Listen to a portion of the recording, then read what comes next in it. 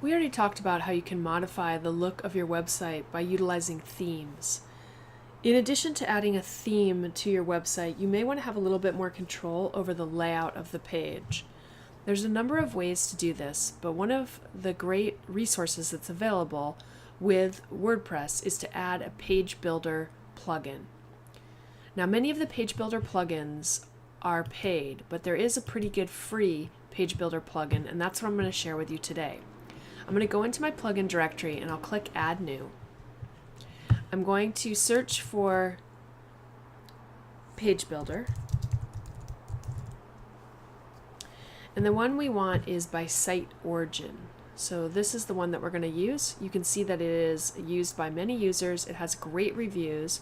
If you click on more details, this is going to give you an overview of what this plugin does. So this plugin allows you to easily create columns within your content, and obviously this is really popular, and this is a really popular feature that you're going to want to be able to add. Page Builder can work with any theme, so you just add it in as a plugin and it works really well. Now, they have made a bunch of free themes that work well with Page Builder. I'm just going to open this link, and this is the site origin website, and you can see that here are a number of themes that Page Builder has created. They're free, and you can use this Page Builder feature with these themes. What we're going to do is we're going to install the plugin, and now that it's installed, I'm going to activate it. And for this example, I'm just going to keep with the theme that I currently have. If I go into the appearance palette, you can see that I'm using the photo book theme, which if we go to our website, currently looks like this. Here's my menu system, and we'll just go to the Make a Difference page, for instance. So here's my Make a Difference page, which is a page that just has a lot of text currently. So what we're going to do is we're going to use Page Builder to alter this page and make it look visually a little bit more interesting. I'm going to go back into my Manage Sites, and I'm going to go into the Pages directory, and the page that we want to be working on is our Make a Difference page, so I'm going to click Edit. And currently, this page is using the default template.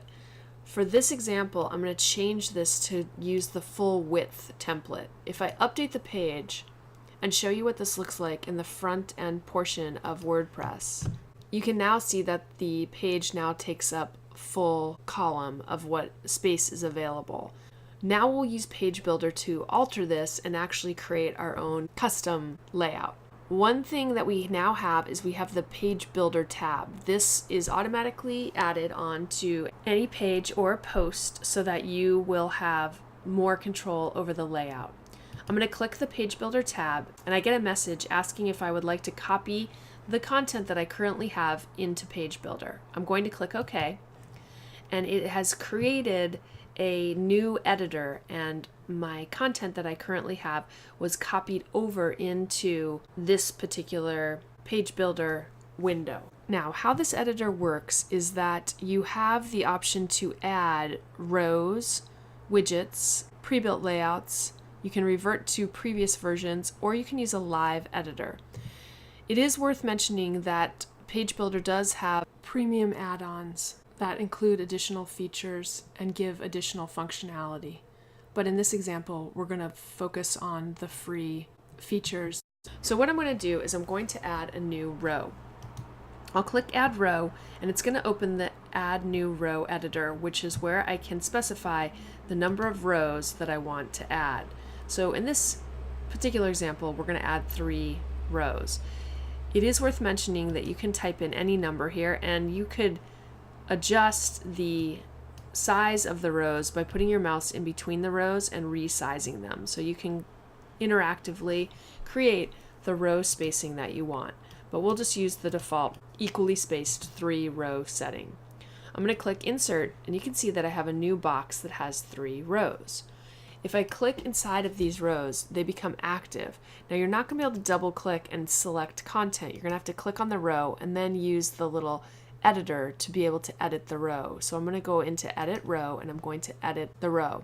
From here, I have the option to go into Attributes, and I can assign the row to have a specific ID class or even a cell class, and I can create inline styles. These are going to be familiar to you if you're already familiar with CSS. If you don't know CSS, then these settings aren't going to make much sense. But for those of you out there who know CSS, these are ways that we can hook each of the rows or cells uniquely and style them in a particular way. I'm going to close up the attributes and I'm going to go to layout. In the layout section, you can specify how much margin you want below the row. So the default lets me know it's 30 pixels. If you wanted more or less, you could alter that. Gutter is the spacing between the columns. I'm going to increase my gutter to 45 pixels. So I'm going to type 45 to increase the spacing. Then you can also add padding, and you can specify the padding just like you would with CSS. So by default, the padding is set to pixels, but you can use other units of measurement. I'm going to leave this at pixels for now, and I'm going to go ahead and specify that the padding on the top be 10 pixels. And when I click return, it's going to automatically populate that number in the other values. If you want them to be different, you can just type in different values.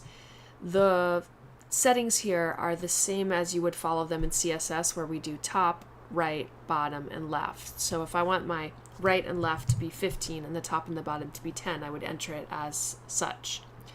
You can also set your row layout. So you can set it to standard, full width, or full width stretched. We're going to leave it at standard.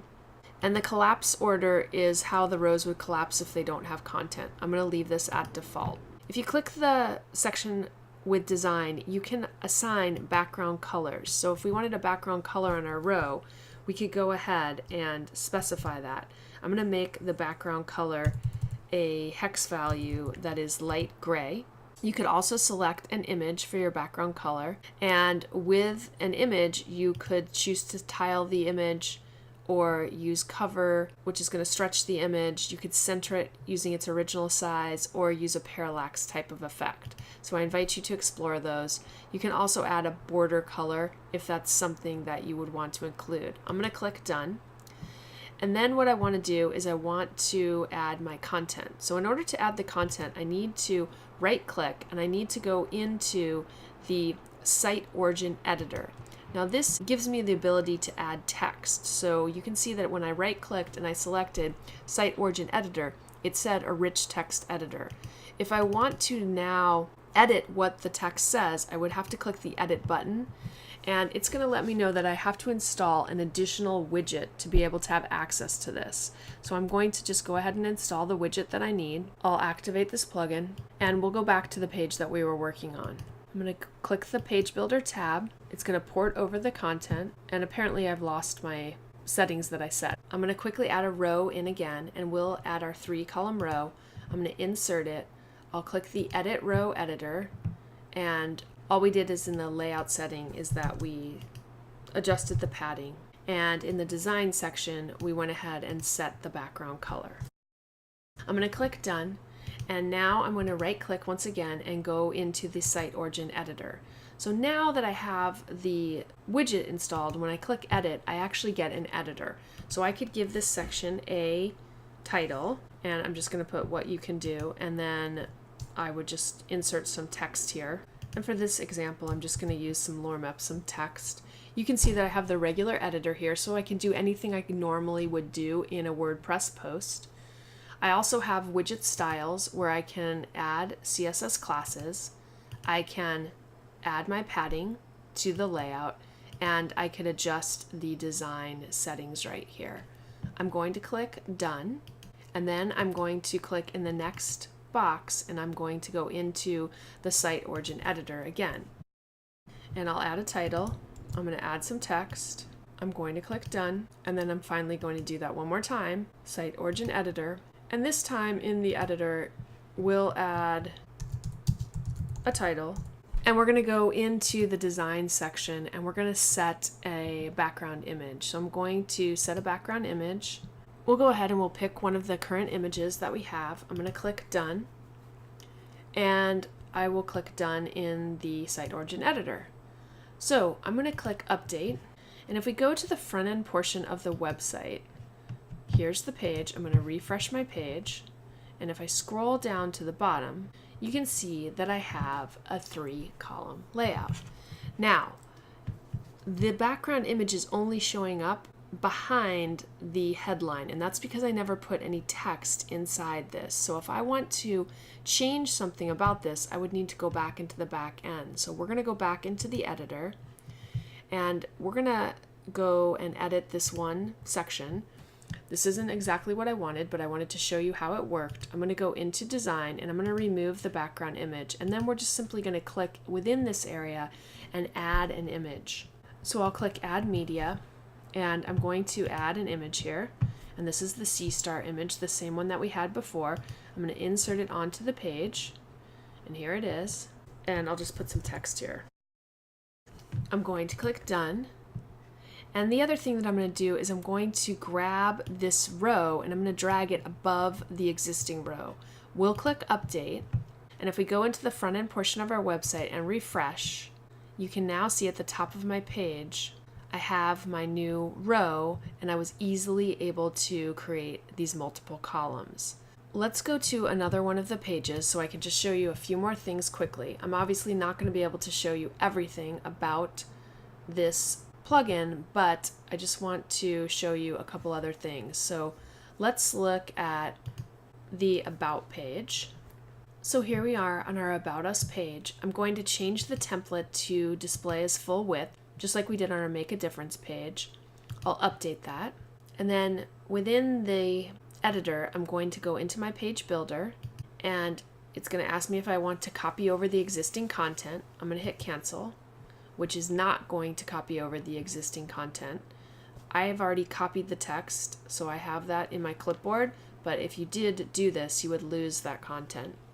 Okay, so now that I'm in the page editor, I'm going to add a row, and this row is going to have 2 columns, and I'm going to adjust the columns so that they're not even. And you can see that I have even, and then I have a bunch of presets. So if I wanted to do a column with a golden ratio, I could do that. Or if I wanted to do a column that used thirds, I could do that. So for this example, we'll go ahead and use the column setting that is the golden ratio. I'm going to click insert, and it's placed these in. Now I'm going to right click, and I'm going to use my site origin editor. I'm going to click edit, and I'm going to paste in the text content. And we'll go ahead and on the layout this time, let's add some padding on the right. And I'm going to add padding on the right of 30 pixels. And I don't want these other settings to be 30 pixels, so I'm just going to set them all to 0 except for the right side. I'm going to click done. And then what I'm going to do is I'm going to click in the second column that I've created, and I'm going to use the site origin image because I want to add an image here, and we want this to include an image.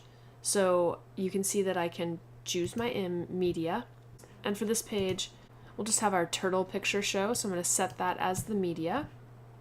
I can choose if I want the image to be full size, if I want it to be a thumbnail size, or any kind of specific size.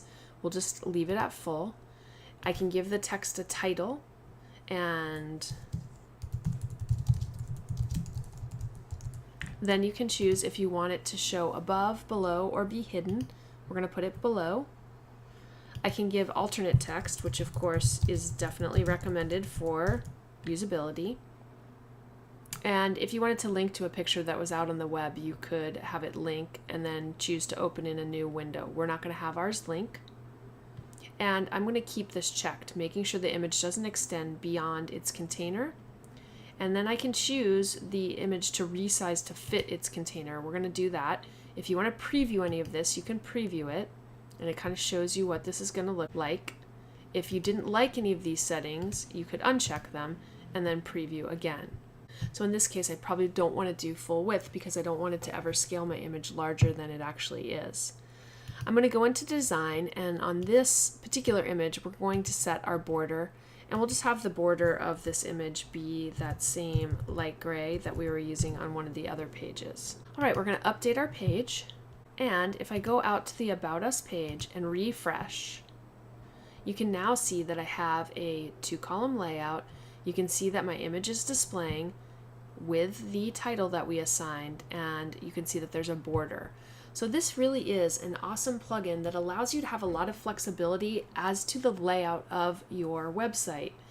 Now, obviously there's a lot of variables. We just skimmed and touched the surface of some of the things that can be done using this particular plugin.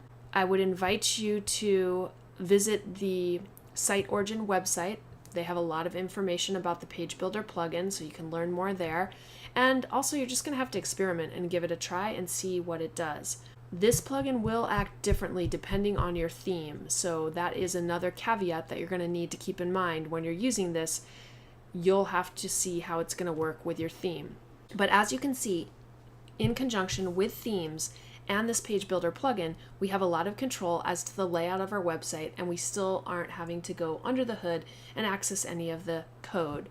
So using the code is a great way that we can have full control, but this is just another tool that we can have so that we can have control, but it's not out of control.